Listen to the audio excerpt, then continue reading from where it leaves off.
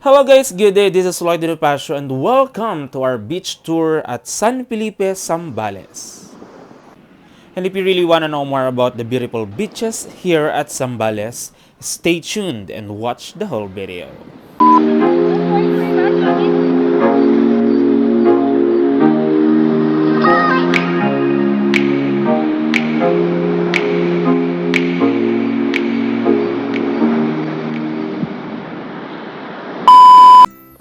And ayun na nga, we are going to San Felipe, Zambales.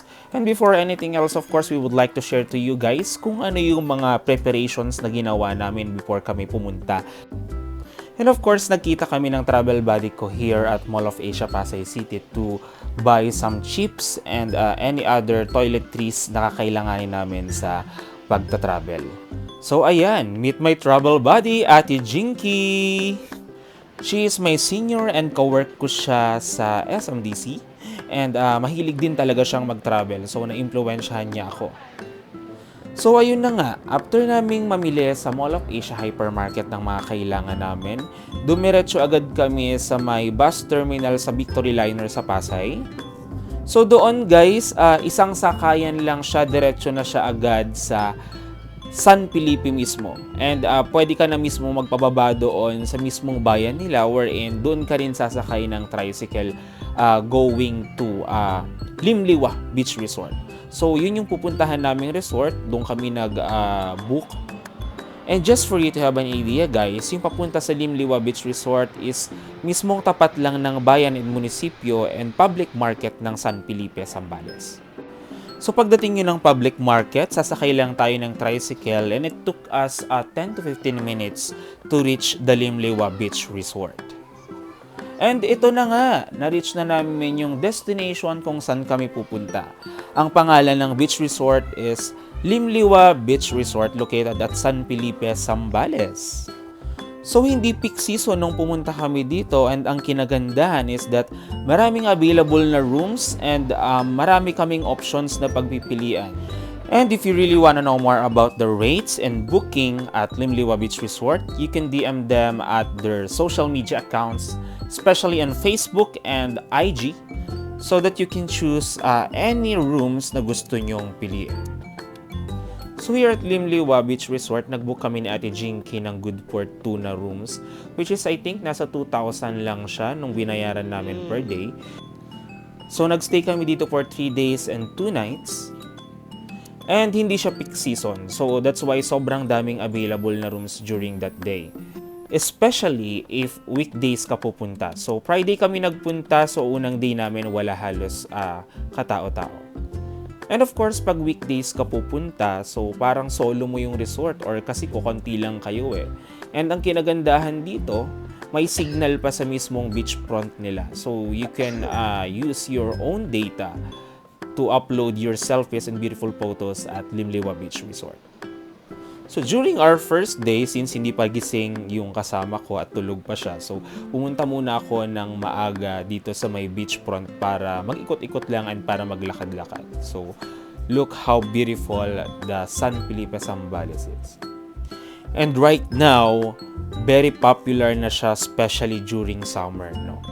So maraming activities na pwedeng gawin dito sa may San Felipe, Zambales, wherein pwede ka rin mag-surfing and banana boat. So far wala pa yung iba pang mga activities since maaga akong pumunta. But yung iba, nagtatry na silang mag-surfing kasi pag mga ganitong buwan, November and December, malalaki yung alon and it's good for surfing. Kapag maaga din pala, merong mga nag-iikot-ikot para magbenta ng souvenirs sa'yo para at least meron kang remembrance pag uwi mo. And ayan guys, as you can see, meron kayong makikita na nag-ATV. So ayun na nga, pagkagising ng kasama ko right away, sumakay kami ulit ang tricycle going to San Felipe Public Market para bumili ng mga kailanganin namin. So nag-decide kasi kami na mag-prepare ng lulutuin. So nag-ihaw kami ng bangus. It's very convenient to buy the basic needs na pwede mong bilhin since na 10 to 15 minutes lang yung biyahe mo going to their public market sa bayan.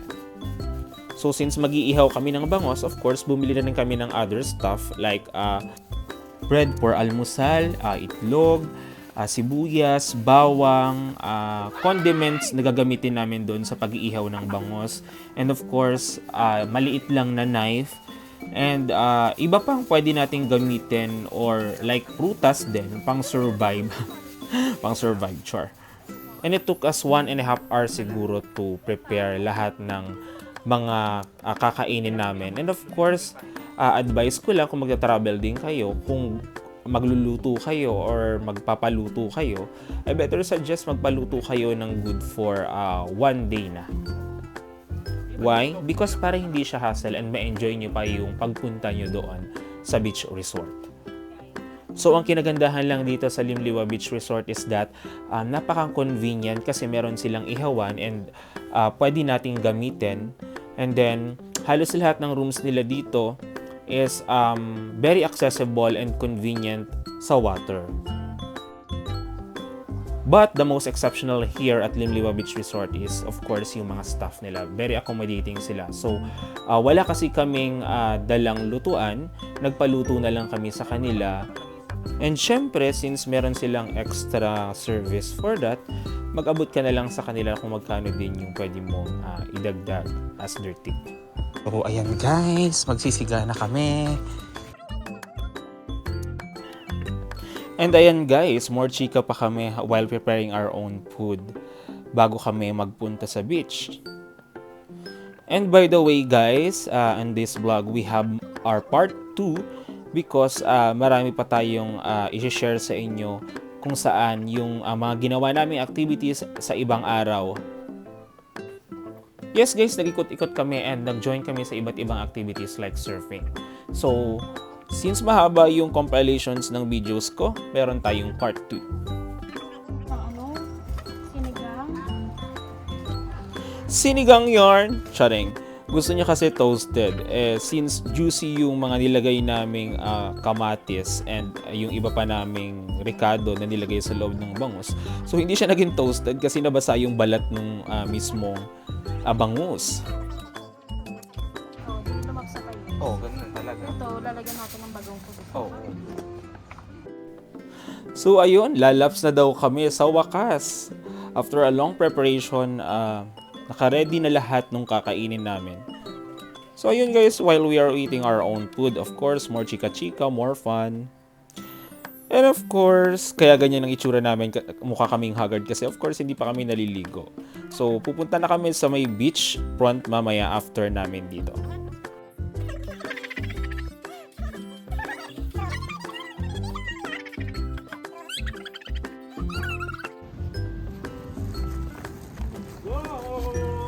So ayun na nga guys, after namin kumain, here we go! Welcome to the beautiful beach resort of Limliwa, San Felipe, Zambales. Malayo mo, be.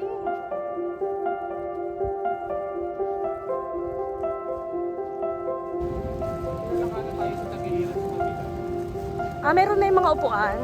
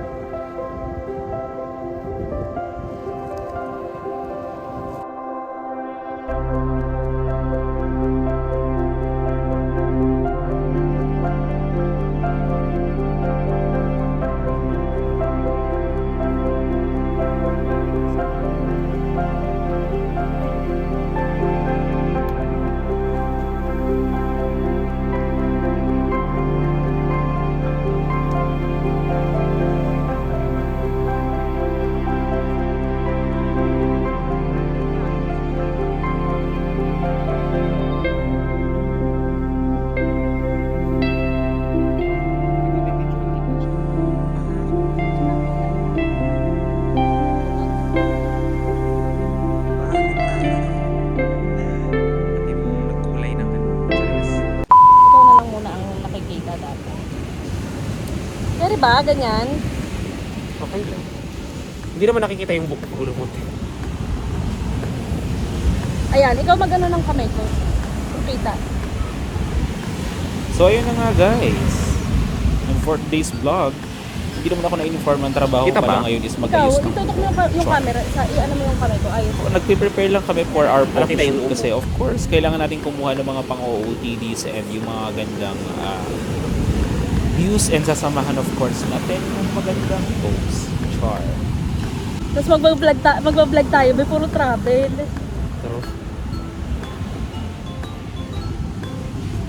Here are some beautiful pictures na nakuha namin. I'll share it to you guys. Charan! Char. Eto na. Once again, this is Lloyd with a Passion. If you really want to know more about our vlogs, our Sambales vlog, please don't forget to subscribe, tap the notification bell so that you'll be notified sa upcoming videos ko. All I can say is, thank you so much and see you on next one. Bye! Going to Secret Beach. Punta sa secret.